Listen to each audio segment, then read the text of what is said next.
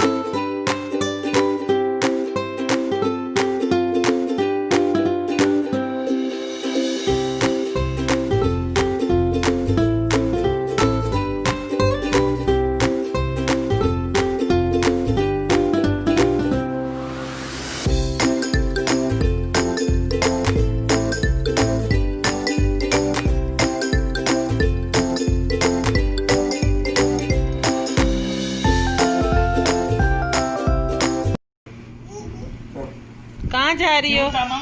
Bye bye दीदी, तुम ही करो दीदी को। तो जी पैकिंग तो आप लोगों ने देख ली होगी। मैंने फटाफट से जल्दी से सारा सामान रख लिया है। बच्चों की पैकिंग पहले ही हो गई थी और अब वो बिल्कुल रेडी हैं जाने के लिए। अभी हम सारा सामान इकट्ठा किया है और उसको रखेंगे गाड़ी में। और इस पेंडेमिक सिचुएशन में घर से बाहर मास्क के बगैर जाना तो नामुमकिन है, तो इसलिए मैंने ढेर सारे मास्क अपने साथ रख लिए ताकि रास्ते में जब भी ज़रूरत पड़े तो कहीं उतर के हमें ख़रीदने ना पड़े। और हस्बैंड मेरे पहले ही गाड़ी में जाके बैठ गए हैं क्योंकि गाड़ी का एसी ऑन करना था। और मैं पूरे घर की लाइट्स ऑफ़ करके सिवाय एक लाइट के मैं ज़रूर जली रहने देती हूँ जब भी घर से बाहर जाऊँ। और आपको पता है यहाँ पे सिलेंडर यूज़ होते हैं, तो सिलेंडर को भी ऑफ़ करना था, स्टोव ऑफ़ करना था, सारे घर की लाइट्स, पंखे, एसी, एक एक चीज़ सब देखकर, क्योंकि हमारा इस दफ़ा का 2-3 दिन का प्लान है। तो सारी चीज़ें मेक श्योर करके आई हूँ कि कोई भी ऐसी चीज़ पीछे ऑन ना रह जाए। जिमल ने गाड़ी में इतना शोर मचाया हुआ है कि उसकी बहन आगे आके उसके पास बैठे, लेकिन शानज़े को बैक सीट पे बिठाएंगे और जिमल को भी अभी मैं पकड़ लूँगी। तो अल्लाह का नाम लेके बस अपनी जर्नी स्टार्ट करेंगे। घर पे भी मैंने हसार बांध दिया था आयतल कुर्सी का, और बस अब हम हाईवे पर चढ़ चुके हैं। अभी कहीं रास्ते में रुक कर हम लेंगे सबसे पहले मंचिंग का सामान, कोई चिप्स, बिस्किट, बोतलें, क्योंकि आपको पता है खाने पीने के बग़ैर सफ़र जो है वो नामुमकिन है। ये लीजिए, हमने ये सब मंचिंग का सामान भी ले लिया है। अब पूरे रास्ते सिर्फ हमारी खुराक चलेगी। हम लोगों ने वैसे घर से जो मैंने चिकन सैंडविचेस बना के लाई थी और साथ में पुलाव बनाया हुआ था, वो भी मैंने साथ ही ले लिया था कि रास्ते में अगर भूख लगे, क्योंकि भूख लग जाती है हर थोड़ी देर के बाद। तो इनफैक्ट हमें तो गाड़ी में बैठती भूख लगी थी। अभी हम घर से ज़्यादा दूर नहीं गए तो हमने ये सैंडविच का डब्बा खोल लिया था। मुझे जान दे तुम।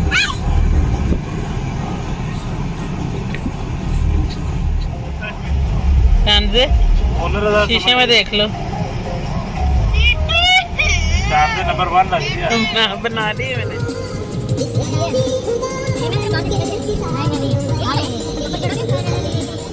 सुनना भी चाहते हैं, काका को पढ़नी भी चाहिए, काका जी डरते भी हैं। ऐसे कैसे चलेगा रे काका डरना बहुत है। यहाँ पर हम रुके थे गाड़ी में पेट्रोल डलवाने के लिए और स्टोर से हमने 1-2 चीज़ें लेनी थी, टिश्यूज़ वगैरह। और अभी हम आए हैं इमीज़ पे। ये हाईवे पर इमीज़ एक कॉफ़ी शॉप है, तो यहाँ से हम फ्रैपेचिनो लेंगे और वो पियेंगे। ये कैरमल फ्लेवर फ्रैपेचिनो है और इसके आगे मुझे तो और कोई अच्छी नहीं लगती, चाहे वो स्टारबक्स की हो, चाहे और किसी कंपनी की हो। ये बहुत बहुत मज़ेदार है। ऐसा कभी नहीं हुआ कि पाकिस्तान से कोई आया हो या हम कभी लॉन्ग ड्राइव पे निकले हों या वैसे भी घर से कहीं बाहर गए हों तो इसको पिए बगैर हम घर वापस आए हों। तो ये बहुत टेस्टी है। जो भी यहाँ रहते हैं वो ज़रूर ट्राई करें, स्पेशली इमीज़ की बहुत मज़ेदार है। तो अभी हम काफ़ी आगे आ गए थे, तो यहाँ पर हम बच्चों के लिए चिप्स लेने लगे हैं। जिमल को भूख लग रही थी और वो कुछ ऐसी चीज़ें नहीं खाती है, तो अभी उसके लिए हम ये फ्राइज़ ले रहे हैं और साथ में मेरे हस्बैंड को भूख लग गई थी, वो पुलाव खा रहे हैं। रास्ते में हम काफ़ी बार रुके, इसलिए सफ़र हमारा कुछ ज़्यादा ही लंबा हो गया था। जो हमने प्लान किया हुआ था कि हम जल्दी पहुंच जाएंगे, वो नहीं पहुंच सके। और सुबह क्योंकि मेरे हस्बैंड जॉब पर थे और रात में हमने मदीना निकलना था, तो वो बिल्कुल नहीं सोए हुए थे।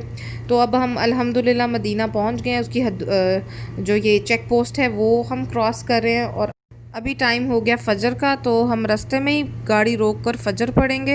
अभी अज़ानें हो रही हैं, बस अज़ान ख़त्म होती हम यहाँ पर ही खड़े होकर फ़जर पढ़ेंगे और उसके बाद इंशाल्लाह हम आगे जाएंगे। हम मदीना पहुँचते ही सबसे पहले मस्जिद नबवी में जाएंगे, वहाँ जाकर नफल पढ़ेंगे क्योंकि नमाज का टाइम तो अब ख़त्म हो चुका है।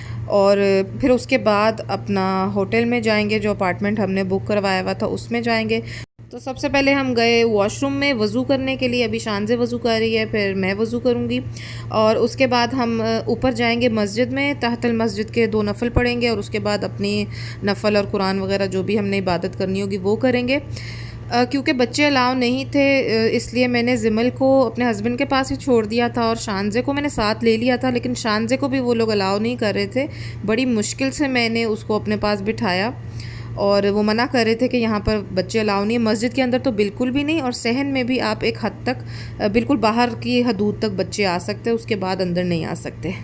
तो ये सामने रोज़ा रसूल है, शुक्र है अल्लाह का, हमें इसका भी दीदार हो गया, जो कि तकरीबन 1 साल 1.5 साल के बाद मैंने आपको बताया मैं यहाँ आई हूँ। लगता ही नहीं था, उम्मीद ही नहीं थी, जो हालात चल रहे थे कि कभी हम जा सकेंगे यहाँ पर, लेकिन शुक्र है अल्लाह का, बहुत दिल को सुकून आया, बहुत ज़्यादा। तो मेरी दुआ है जो यहाँ पर आना चाहता है अल्लाह पाक उन सबको यहाँ पर बुलाए। और अभी मैं बस नफल पढ़ लूँगी और अपनी इबादत करूँगी।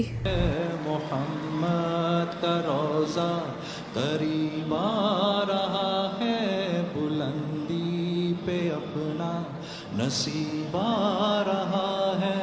फरिश्तों ये दे दो पैगाम उनको, खबर जाके दे दो उनको, फरिश्तों के खादिम तुम्हारा सईदार। मस्जिद नबवी में माशाल्लाह बहुत सफाई का इंतज़ाम था, हर चीज़ को स्टरलाइज़ कर रहे थे, हर चीज़ को साफ़ कर रहे थे, धो रहे थे।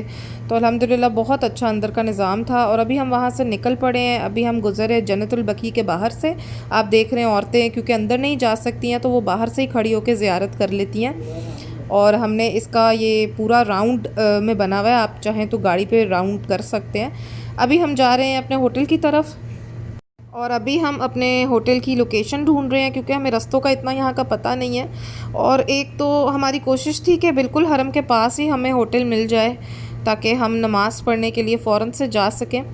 तो मोस्टली होटल्स यहाँ पर बंद थे जिसमें हम अक्सर ठहरते हैं, और जो खुले हुए थे उनमें सिर्फ रूम्स अवेलेबल थे, लेकिन हमें थोड़ी ज़्यादा स्पेस चाहिए थी, खाली रूम्स नहीं चाहिए थी, क्योंकि आपको पता है बच्चे काफ़ी एग्जॉस्ट हो जाते हैं और उनके पास यही एक एक्टिविटी थी कि किसी नई जगह पर वो जा के रहें। अगर वहाँ पर भी हम उनको रूम में बंद कर दें तो वो सही नहीं होगा। तो अभी बस हम होटल्स का पता कर रहे हैं, ये तकरीबन सब होटल्स बंद थे, सिर्फ 3-4 होटल खुले हुए थे।